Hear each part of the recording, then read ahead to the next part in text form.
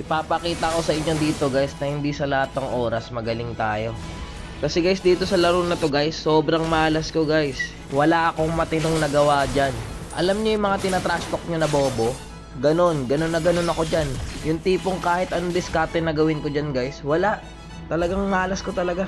Kulang na nga lang dyan guys, mura-murahin ako ng mga kakampi ko eh. Pero inisip ko na lang dyan guys, may mga ganon talaga tayong laro. Totoo naman, may mga ganon tayong laro guys. May malas tayo, may magaling tayo. Dito nga guys, di ko alam ba't pinasok ko yan. Sino mo tinong gagawa niyan? 3 papasukin mo, kasi ikaw lang mag-isa. Ewan ko ba guys kung bakit ganito laro ko dyan. Kahit trash talkin nyo ako guys sa comment section, ayos lang eh, tatanggapin ko eh. Siguro makikisali pa ako eh, tatrash talkin ko na lang rin sarili ko eh.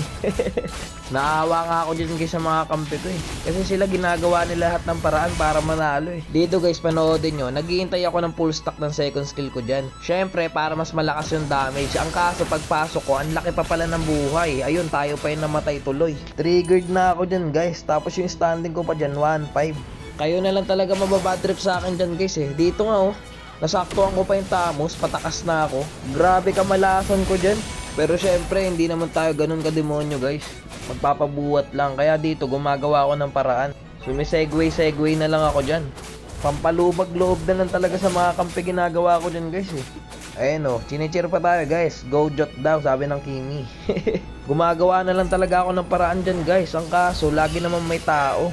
Kaya hindi rin ako makasegway. Yun lang, matatalo na ata kami, may lord pa. Buti nga dito guys, wala akong narinig sa mga kampi ko eh. Kahit ganito yung laruan ko. Siguro kung ibang random yung mga kasama ko, yung mga loose streak, tapos bad trip, siguro hindi lang mura abutin ko dito. Grabe standing nyan guys 9:21, 12 minutes guys tinapos kami agad. Tsaka magagaling din talaga kalaban dyan guys, lalo na yung Cornela. Ayun tignan nyo yung standing ng Hayabusa, 13-0. Para mga ginawa kaming laruan eh.